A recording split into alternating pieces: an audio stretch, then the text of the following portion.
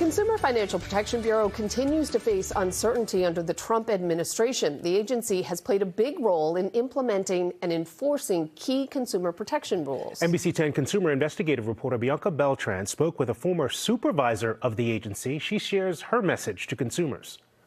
Unfortunately, now there is no watchdog for consumers in place with this agency going away.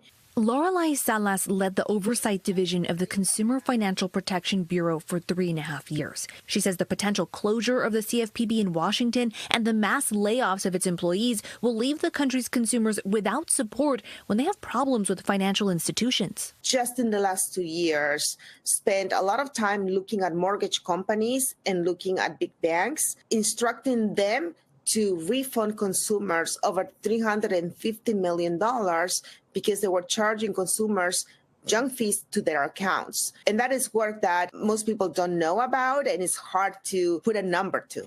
In early February, the CFPB's workforce was ordered to stop working by Acting Director Russell Vought. Salas, who led 550 employees, resigned immediately. We were in the middle of dozens of examinations that were happening across the country, looking at mortgage companies, debt collection companies, and all of that work suddenly came to an abrupt stop. The agency has dropped at least a half dozen cases brought by the former head of the agency. It really is about families in this country who work really hard for their money, who maybe saved enough to get a loan, to get a house, to get a car. They are the ones who are going to be paying the price for the Bureau going away. For now, she says the database with millions of consumer complaints is still online, but there won't be anyone to take the complaints or help them. I am afraid that now what is going to happen is that even the companies that are playing fairly and are treated their consumers well are going to be impacted because there are those companies that think that they have the green light to cheat consumers now.